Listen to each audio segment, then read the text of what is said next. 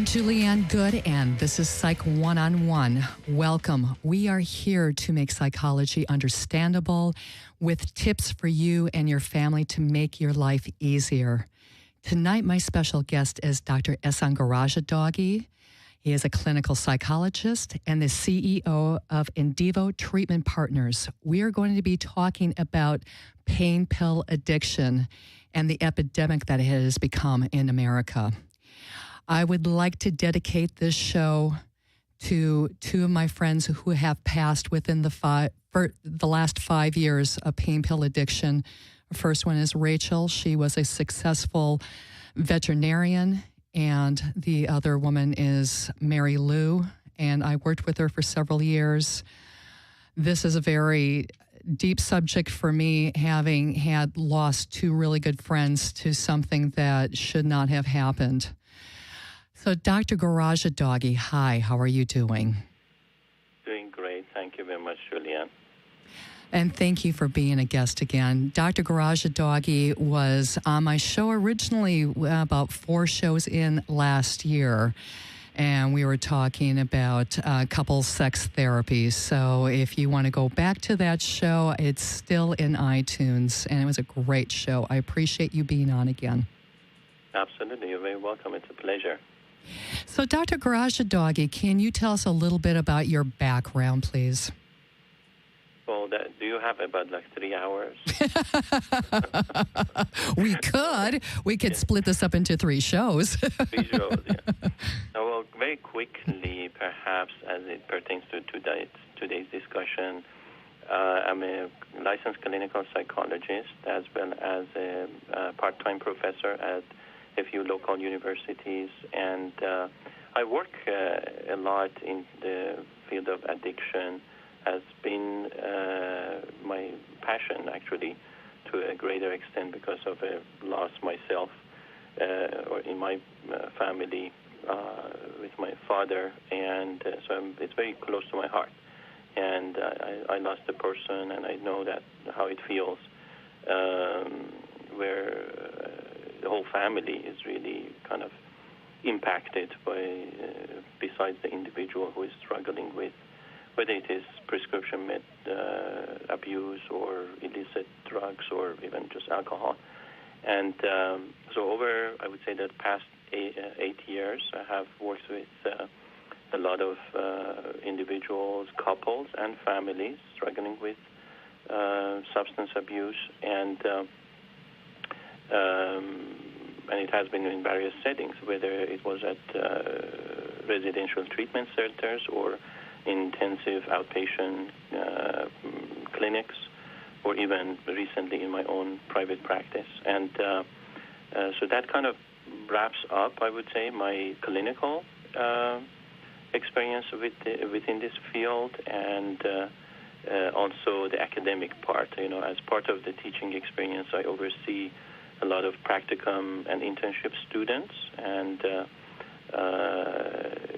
I'm intimately involved in their year-long program where they are placed at treatment centers, and they work with people who are struggling with addiction, or again, just it may not even be sometimes addiction, but more like substance abuse or dependence. And so that would be another aspect of my background, which includes the supervision of current practitioners and clinicians, or at least as they are going through their practicum and internship years. So that sounds like quite an impressive background that you have, that you're multifaceted and working with a team of different people, correct? Oh, yeah, absolutely. I mean, I have always loved the multidisciplinary approach toward helping people with, let's say, mental health disorders, and specifically when it comes to the field of chemical dependency, which is kind of the umbrella term for alcohol and drug use, because basically the body and mind, they become dependent on the chemicals that we are taking in. It's really a systemic concern. It's not just I would say, affecting a person's feelings and emotions and mind, but also every single area of their functioning as an individual, as well as a member of the family and as a member of the society. So having worked in the multidisciplinary approach has been very useful and has taught me a lot. And I have also observed how we can achieve a better effective or level of effectiveness in treating chemical dependency. Now, a lot of times we know that chemical dependency doesn't present itself alone, but people who are struggling with substance use and abuse, they also, I would say at least maybe even 50% of the cases are also struggling with some kind of a mental health concern, whether it is an acute problem or it has been established over many years and has become part of the personality trait or functioning. And currently, at the In Vivo Treatment Partners, we have put together for the providers that we are working with, because, again, going back to that systemic approach, it doesn't help to just help a client with getting rid of their cravings, let's say, as it relates to chemical dependence, or working on triggers only. There is a whole lot to a person. We have to treat the whole person. And when it comes to helping a person holistically, we have to really take a very comprehensive assessment of the person's strengths and weaknesses and whole history of actually how they have ended up being in this precarious situation. There are multiple aspects, such as their relationship with loved ones in their life, with family members, with their partners, children, parents, with their even neighbors or coworkers, their medical conditions that they're struggling with, maybe level of disability that a person has to deal with on a daily basis, their financial health, legal implications in their lives, career planning, even environmental factors. So that's why a multidisciplinary or team, as you mentioned, a team approach is really the most effective one, and that's what I truly believe in. So it sounds like when you work with clients that you are really almost doing an overhaul of their entire life, if you're working from that many different angles. Is that correct? Absolutely. I think that would be the best and most effective long-term treatment plan. You see, on the surface, when we look at a person who is using a certain substance, we may tend to think of this as a temporary problem and look at it as a very isolated type of a predicament that this person is dealing with, and maybe even characterize it as a character flaw or personality problem or a decision-making problem. But in reality, this chemical dependency as a habitual, I would say, form of coping with stressors in one's life, they have root causes that go way beyond a temporary issue and just what is happening today in their lives. So right. You said it very well. An overhaul of the whole person is called for, and also is really the only plausible course of action if we are to help this person on a long-term basis, rather than just, let's say, over the next 30 to 60 days or six months. If we really want to help the person change their lifestyle, if you will, then we have to help them in all aspects of their functioning. Right. And then how many people that you have worked with you sit them down after the initial visit and you start going through, well, maybe we can work on this or that, or, What's an initial consultation like that a person would come in, they feel comfortable with the process, they understand it's going to take some time to make the changes in various areas of their lives? Very good. That's a very, very good question. In order to answer that, let me just premise my answer with explanation of what is required actually in terms of the modality or approach of working with people who are struggling with substance dependence. And that is something called stages of change, or a mindset that we have to have about stages of change. This comes from the empirical field and has very much a little bit of an academic as well as evidence-based aspect to it. And really what we have learned, if anything, over the past, I would say, century of understanding and dealing with alcoholism and also chemical dependence is the fact that when we are asking people to change their way of dealing with stressors in their lives, which is completely in contrast to what they're doing right now, we have to be very, very mindful of the very minutia and the detailed steps that it takes a person to actually go through that change process. That's why we call it stages of change.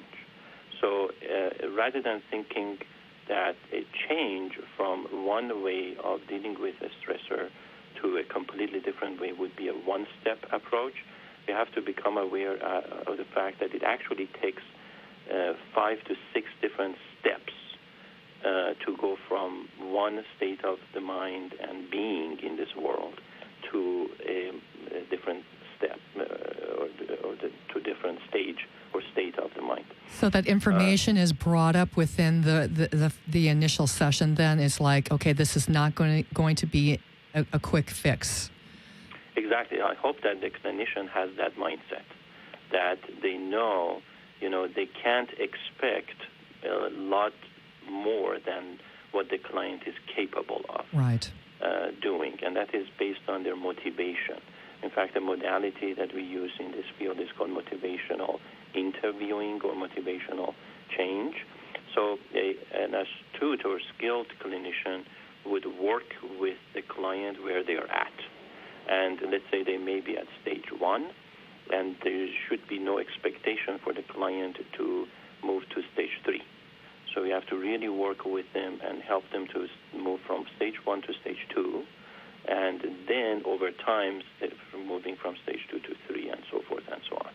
So sometimes that might require like baby steps, correct? I mean, it's just change for a lot of people is scary. It's hard. It's it's facing the unknown. They don't know what to expect. They don't know if once they get to that next stage, if all of a sudden, things start breaking apart emotionally and within their environment. I mean, for a lot of people, that's a scary process. Well, it's very scary. It is absolutely, and understandably so, because nobody likes change, although change is inevitable. And as you mentioned, nobody likes the unknown. We like the familiarly painful situation that we can control compared to unfamiliar variables that we have no idea about and may not be able to control. Right. So they're almost left out in the dark in a way. But so it's the clinician that has to instill hope in change. And that it is going to get better. It might get worse temporarily, but eventually it will get better. That's kind of part of the entire, I would say, clinical process. Certainly you're right that it's the clinician who would have to really just automatically, I would say, not necessarily almost intentionally try to instill hope, but it should be part of their personality and character and the whole approach that they take toward betterment and improvement, that there is always hope. There is always opportunity, and keep that energy going, that positive approach toward, again, increasing motivation of a person to achieve the things that they would like to achieve in face of all the obstacles that they are experiencing at the same time. So going back to what an intake, let's say, what happens at an intake session, which is not necessarily too much different than what would happen in the subsequent therapy sessions, is the,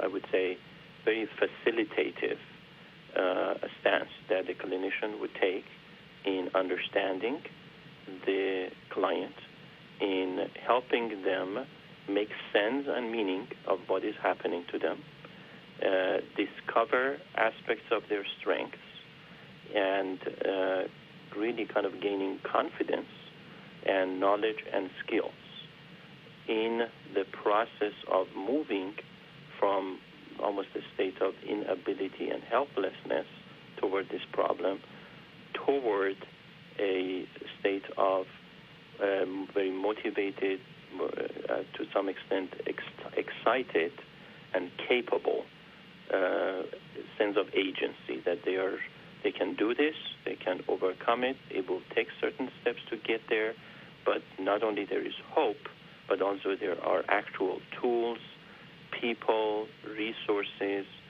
and specific kind of a skill set, which we call a toolbox, to achieve what they would like to achieve.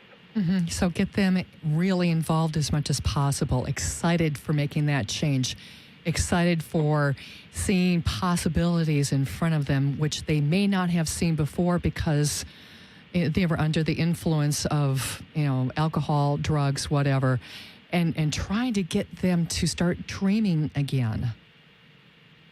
And yes, and also to add to that, tailor this level of motivation to each stage of the change process. To say that a clinician would have to have almost like a canned version of just increasing excitement, that would be wrong, because each stage of the change process has its own challenges, very unique challenges, and has its own method of improvement that's different from the other stages. Mm-hmm. So at some times, at one stage, there isn't so much necessity for excitement as there is for maybe keeping an even keel throughout the whole process, almost like a cool mind. Mm-hmm. And at other stages, there is much more necessity for seeing almost like the ambivalence, through the ambivalence of a person, rather than focusing on the excitement. It's that specific knowledge of these stages of change, that each are uniquely different, come with different markers, and as well as the necessity for a very tailored and customized approach that would really be helpful in the moment to help a person to realize how to move forward, not just the fact that they want to move and change from one way to another, but also how to do it specifically.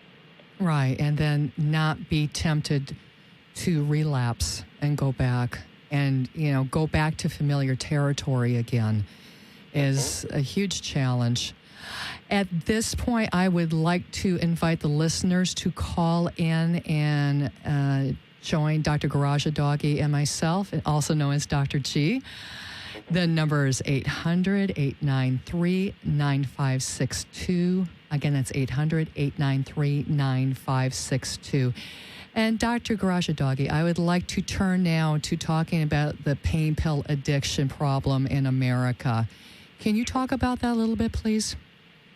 Sure, absolutely. I would like to really address the problem from a little bit of a different perspective than probably has been addressed in the past. I'm not a big statistician, and I'm not that interested in the numbers as much as I am interested in, the etiology or the root cause of problems, and then also into the solutions, how to come up with solutions. But generally, we know that prescription medication abuse now is actually the largest form of addiction compared to the illicit drug abuse and alcohol.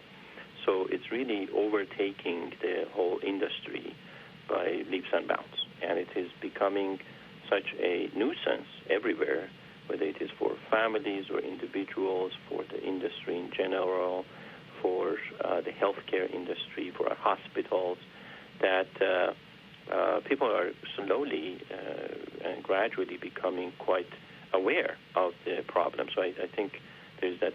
The positive side is that it has become so huge that nobody can ignore it anymore. Right. People should not ignore it anymore. On the other hand, it's really bad. It's really huge. It's really to the extent where we have seen, in fact, a few documentaries created about young people from anywhere between 13 to 30, I believe, that are mostly affected by this problem.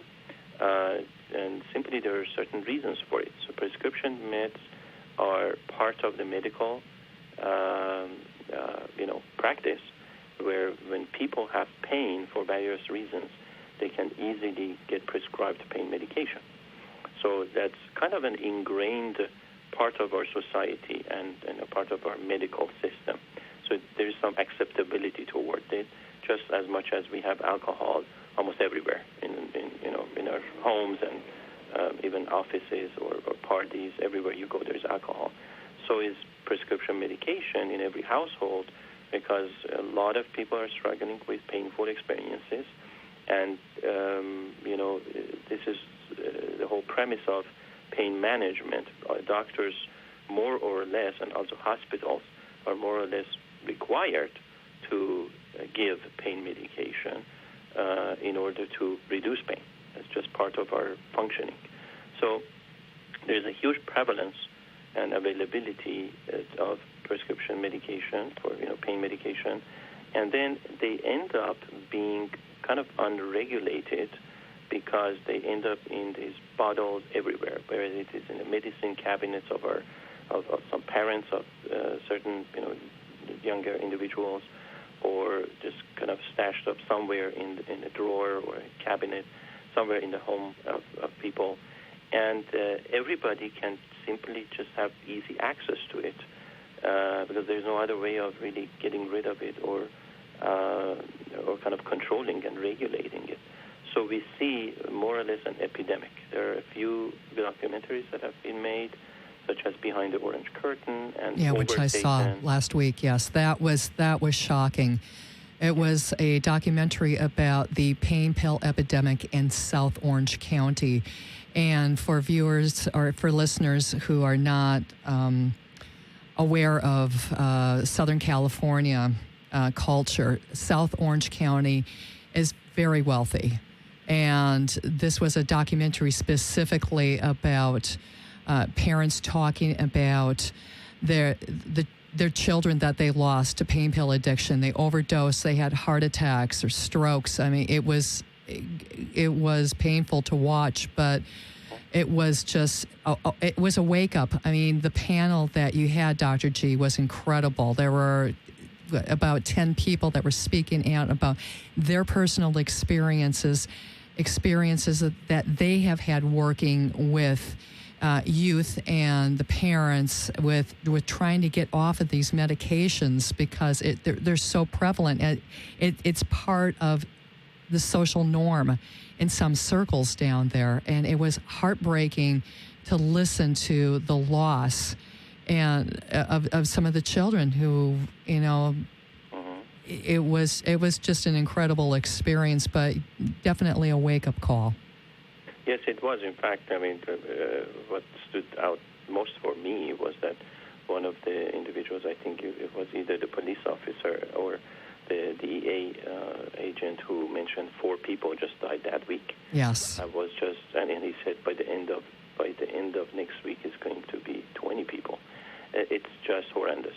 And if you think about it, what they were trying to convey at that panel as well was that these are very small mistakes and we are paying high prices for such small mistakes that these kids or young people are making because they have absolutely no idea what they're getting into by just taking, let's say, a few pills, whether it is Adderall, that's more or less kind of the equivalent of methamphetamine, or Opana, or whatever other, that's opiates or other types of meds there are, that, people anywhere, young persons from 11, 12, 13 years old, all the way to 30, 35, and even nowadays even senior citizens are taking, and without knowing really those severe consequences that these drugs can have. And like you mentioned, paralysis, strokes, death, overdose. And then it not only affects one person. I have a poster, I think one of the panelists, Jody Barber, the producer of Overtaken, she brought a poster of 20 different young people from 18 to 24 who, a lot of them were friends with each other. And one of them overdosed, and in a few short days, 2 or 3 other people in the same group overdosed. Yeah, very scary. Yeah. So, Dr. G, we are going to come back, and I'm going to take a break momentarily. We're going to come back and talk a little bit more about the epidemic, okay? Let's do so. The Chicago School of Professional Psychology offers numerous psychology, behavioral, and health-related science graduate degrees at 3 campuses: Los Angeles, California, including branches in Westwood and Irvine, Chicago, Illinois, and Washington, D.C., and online. The Chicago School prepares students to meet the ever-changing mental health needs of society through classroom experience and real-world training. The Chicago School Counseling Centers in Irvine and Westwood provide caring, confidential, and affordable psychological services to individuals and their families. For more information, visit thechicagoschool.edu. And thank you to the Chicago School for sponsoring Psych One-on-One. We are back with Dr. Ehsan Garashidagi, the CEO of Indivo Treatment Partners. We're talking about prescription pain pill addiction and the high price of taking these medications. So, Dr. G, yes, what are some of the signs for people who are under the influence of these medications that other people can sit there and see and kind of take note of and hopefully intervene somehow before this becomes an addiction and it goes full-blown? Well, unfortunately, those are hard to detect unless they're under major influence just because they have taken some of these pills. And it depends on the type of the pill that they have taken. But generally, for the general public out there, the kind of the layman, if you will, who may not be clinically oriented and know exactly what to look for, I would just kind of suggest that they look for irregularities, irregular, unexpected behaviors, including way of thinking of an individual. So if you are familiar with someone, if it is a family member or a friend, and then suddenly you notice these odd, irregular, unexpected ways in their functioning, then you should be concerned. One area that drugs can affect us is in the way of our thinking. For instance, hallucinations, delusions, so odd beliefs and way of irrational thinking, if you will, that a normal person, and specifically that person that you have known for a few years, shouldn't be thinking. Basically, that type of thinking or belief system is uncharacteristic of them. Then that should be a source of an alarm or cause of worry, that how come that this person is suddenly, let's say, paranoid about certain things, or the reports that they're feeling or sensing things that just don't seem to be real, or again, a very odd belief system. And also in terms of mood lability, if they are labile in their moods, like one day very high and another day very low, they may seem depressed or quite manic, let's say from an hour to the next or day to another. These mood fluctuations that seem to be uncharacteristic. Another area would be behaviors, and in behaviors that can be seen either in a person's movements or interactions with others, as well as decision-making and follow-through on, let's say, promises that they make or goals that they set for their lives. Specifically, I would say when people get into the later stages of dependence on drugs, they may go to extremes in terms of obtaining those drugs, including stealing, cheating, lying, manipulating others. Going from doctor to doctor. Yes. That's huge. Absolutely. Shopping doctors, going from doctor to doctor, absolutely. And then completely almost having a personality change. Sometimes that's kind of the telling factor. You feel like this person is not who they used to be. There's a complete different personality can be seen, like very instability in their way of interacting with others. And, lastly, I would say certain financial decisions, like risky financial decisions. Like we have had a lot of wealthy people in the past kind of, squander all their wealth and other people's simply because they were so deeply involved in drug use, even prescription med drug use, because these pills, they cost hefty dollars on the market. Very expensive, yes. Yeah. And that's why, and I brought this up in a previous show, that's why a lot of people are switching from pain pills to heroin now. And the heroin use has been skyrocketing over the last 3-4 years. From the stats that I saw on the LA Times, it was like doubled, which is very shocking. So now with the pain pills, the accessibility, like you had mentioned before, Dr. G,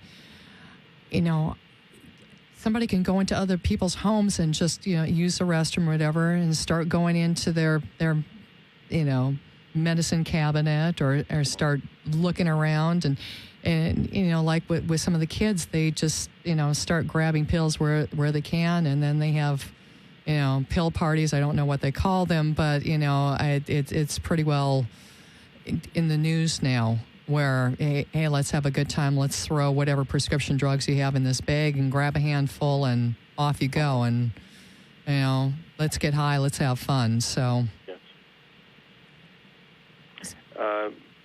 Basically, there are a few things that come to my mind. Number one, and in trying to understand really the whole addiction, we also have to separate two huge phases, I would say, or aspects of it. One is how people get entered, if you will, or they enter this problem in their lives is different than the part where they are already addicted and then are trying to get out but cannot get out. First of all, nobody is kind of born with this problem. People are just born more or less healthy unless they have medical conditions or physiological, abnormalities or whatnot. But just generally, every human being comes into this world not addicted to anything. And, it forms over time, and usually there are good habits that form, such as just eating, is a habit. Sleeping is a habit, engaging in certain activities over time, in an automatic way where we are actually depending on those activities to feel good. Those are good habits, such as, let's say, working out or playing games or, hanging out with others, etc. So a lot of these habits are just part of our upbringing and normal part of functioning. But then we get to a stage and age range where, as part of our developmental growth, we start pushing the envelope. Those are those formative early teenage years where every person tries to find themselves and find meaning and sense in who they are and kind of assert their individual position within the society, especially the family. And that can be very challenging given the fact that the human mind has not really even evolved as fast and as advanced as it should be at those, early stage or ages, such as 11, 12, 13, 14, all those basically grades or ages where people nowadays get involved with drugs, whether it is at school or, like you mentioned, at pill parties or cocktails, pill cocktails and things like that. And so that's the entry point. The entry point has different reasons for people. Usually it's either curiosity or some kind of a method of fitting in or belonging, almost sometimes peer pressure, being liked or approved by others, and also just simply almost like a pastime. Let's feel good. Like you mentioned, a lot of people have friends who simply assert that aspect of life more than anything else, the pleasurable aspect of life. Let's just feel good. Let's do things that feel good. And it is kind of understandable because that's part of the growth of a person. But on the other hand, when there is so much easy access to substances that actually take over that responsibility of feeling good, then people get hooked. So whether it was by curiosity or peer pressure or fitting in or whatever other reasons, people get hooked. And then what happens is that's where the brain gets stuck in this whole system. We have two different pathways actually within the brain. I'm not going to get into that. We can save that for another time. But there's more or less a motivational pathway and a feeling good pathway. And those get convoluted and entangled in this whole process. And if a person is genetically predisposed to fall into that trap, they're more likely to increase their use and the frequency of their behavior, and less likely to get out of it. That's where it becomes an actual almost brain disorder. Yeah, and it gets tricky when it's multi-generational and a person has grown up around people that's normal. Let's not stress out about life. So we'll drink or pop pills or smoke pot or something, and so they grew up thinking that that's normal.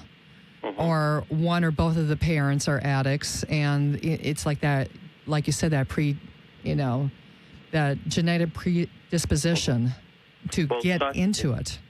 Yes, absolutely. It's not only due to genetic predisposition, but if you also think about it, part of the identity of a person. Who doesn't want to associate with the image of their parents?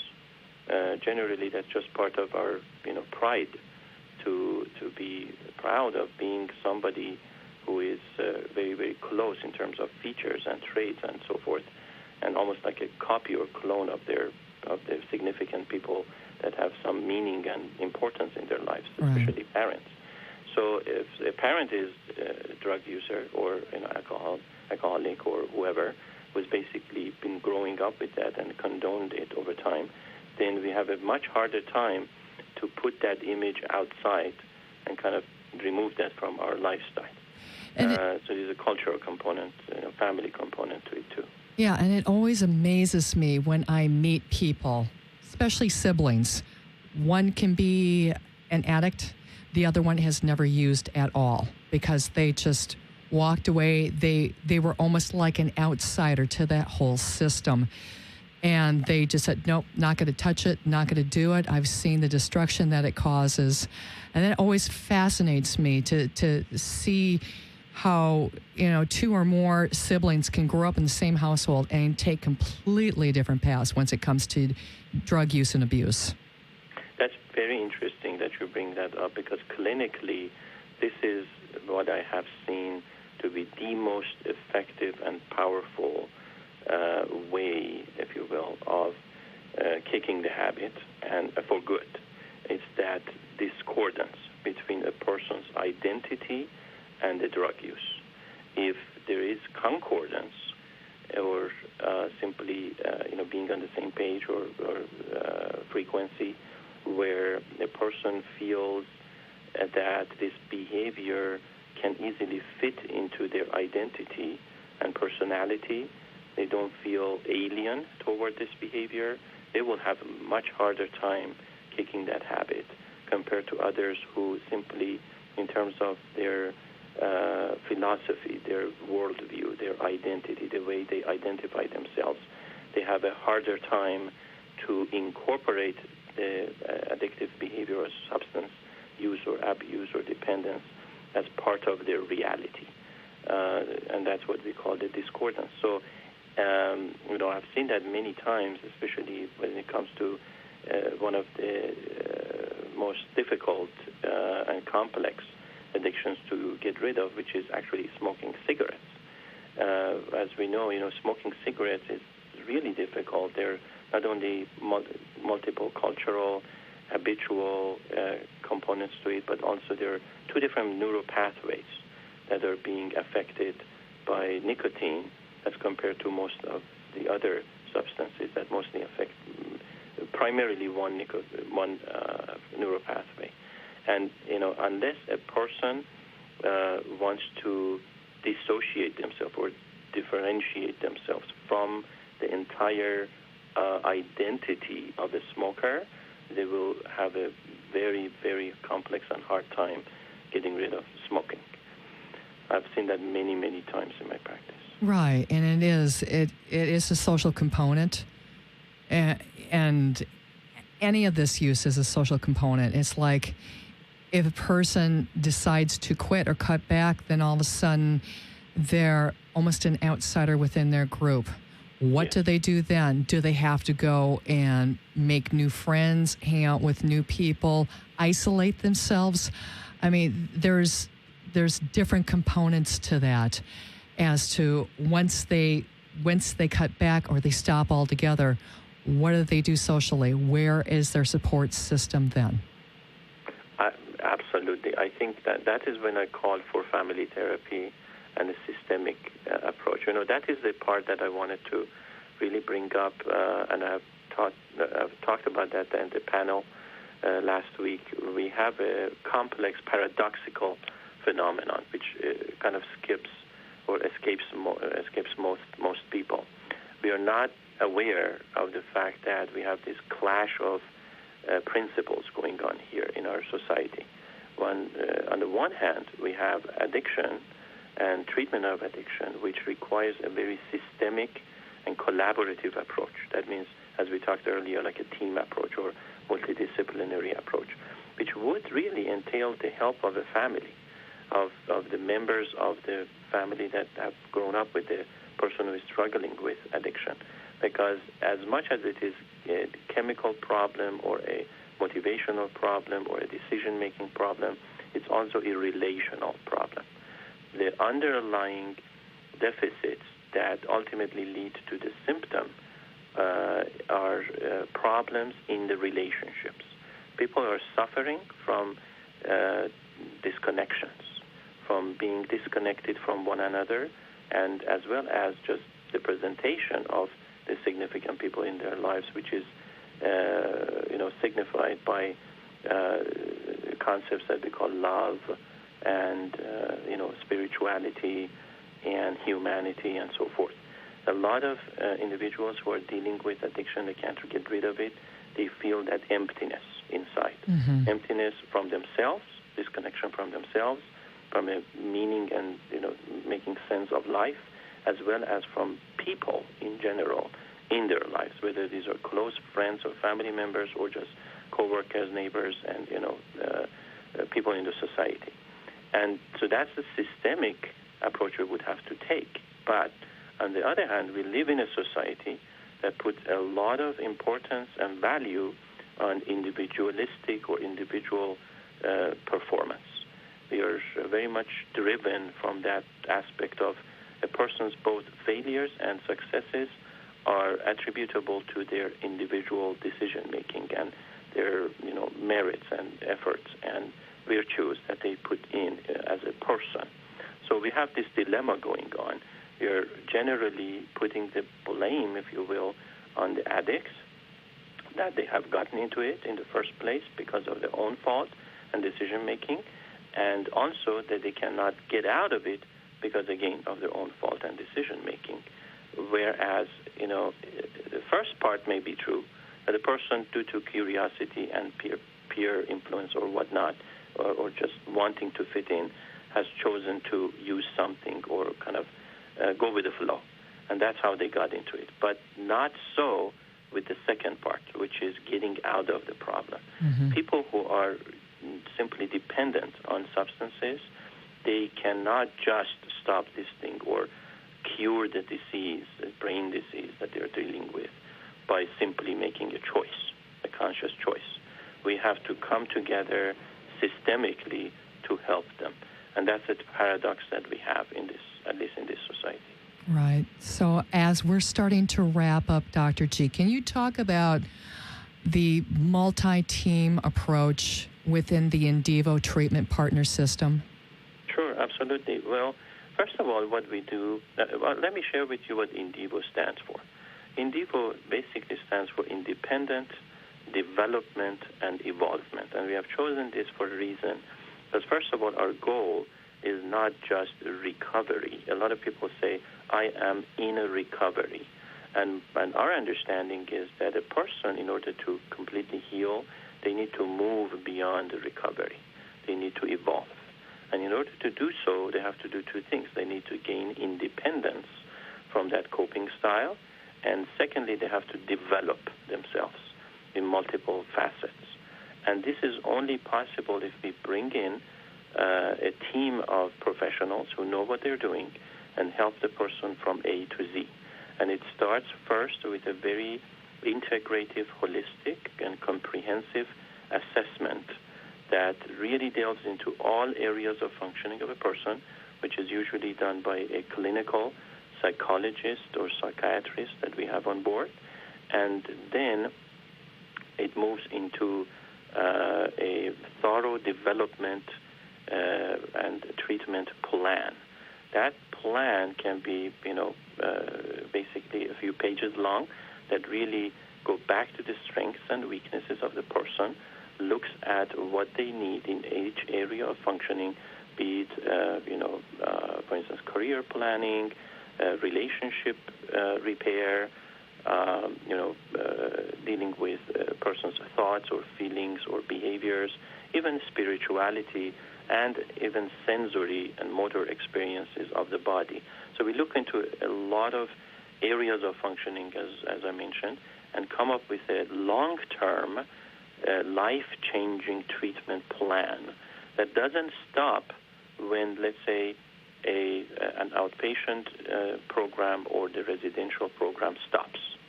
So we truly believe in this continued care, long-term continued care. So we come up with a thorough report that includes psychological testing and shows from multiple aspects of measurements, such as projective, objective personality tests, what this person is struggling with, and what they need to do overall in their life, whether they continue to do that at our treatment center or somebody else's treatment center or at home or in continued care of their therapist or psychologist or psychiatrist or even physician.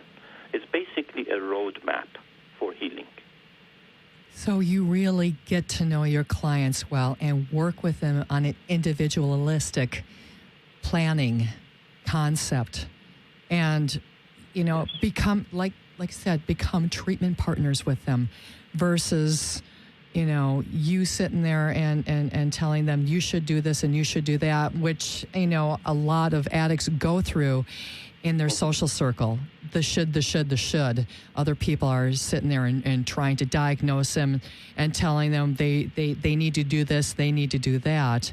And it sounds more like Indivo works with them and has compassion towards them going through a very crucial point in their life. Go and heal, get better, and have a new life ahead of you once you are treated and can stay on the path.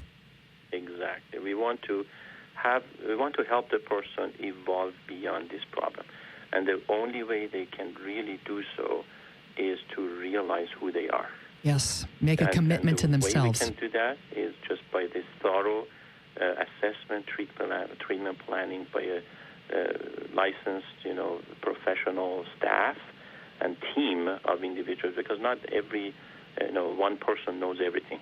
So we have to bring multiple different practitioners together to help a person, including even legal advice. We have even an attorney on staff that puts together seminars and workshops in order to educate a person in terms of all those legal ramifications and aspects of life that a person has to deal with. So it's very much aligned with the philosophy of awareness raising, skill building, and like I mentioned, changing one's life from inside out.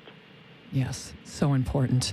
So, Dr. Garajadagi, if anybody would like to contact you about Indivo Treatment Partners, how can they do so? I would just suggest that they go to our website. That is the best way of getting in touch with us. That is indivotreatment.com. That is INDEVO treatment.com. And the phone number? I would just simply go with the website. Okay. We have multiple phone numbers for multiple practitioners that are listed, and our executive director as well. I think that's really the best way to approach the treatment. And I do want them to actually kind of peruse the website to educate and inform themselves of who we are prior to even contacting us. Okay, and Indivo is located in Irvine, California, correct? That is correct, yes. We are in the city of Irvine, about 2 minutes from John Wayne Airport, next to 405 freeway. Yeah, the 405 and the 55 where they split off. That is right. Yeah, exactly. that lovely connection point. So, Dr. Garajadagi, I really appreciate you being on again. Sure, absolutely. You're very, very welcome. It's always my pleasure to be on your program. You're doing an excellent job, providing all this needed information and education for the public. And if I can be of any more help, I would be very glad to do so. Thank you. I appreciate it. And also, we want to make mention that you have a comprehensive therapycable.com with many clinicians speaking about various subjects on psychology. And if you could do just a really quick promo on that, that would be great. Sure. Thank you very much for the opportunity. Therapy Cable is an online educational platform.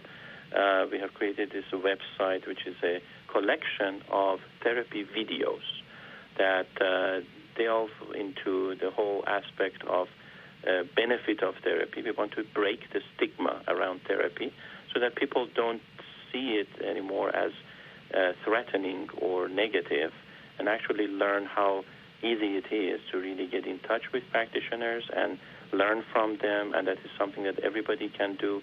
It's very much on the positive side of self-improvement. So we have collected more than 200 videos from 200 practitioners who talk about all aspects of self-improvement and health and healing, and they range anywhere from acupuncture to psychotherapy, music therapy, dance therapy, horse therapy, to massage therapy, to yoga therapy. So it's very varied in nature, and everything is available under therapycable.com. Very good. Thank you so much, Dr. Ehsan Garajadagi, and I will be talking to you soon. Take care. Thank you, Julia. And I'd also like to thank the listeners for tuning in to Psych One-on-One. Psych One-on-One is also available on therapycable.com. I'm going to be expanding the show via Dr. Garajadagi. And also, I am excited to be a part of Cerritos Psychological Center. I have just been hired over there, so if you would like to come and see me for therapy, please do so. I'm located in Cerritos, California, which is in Los Angeles County. My business number is 562-234-4650. And my contact by email is jgood8@verizon.net. You can also access past shows of Psych One-on-One through iTunes Store, and you Twitter me and Facebook me. I would love to be your friend. So connect up, okay? Thank you so much for joining me. This has been Julianne Good for Psych One-on-One. Take care of yourself. Take care of each other. Bye now.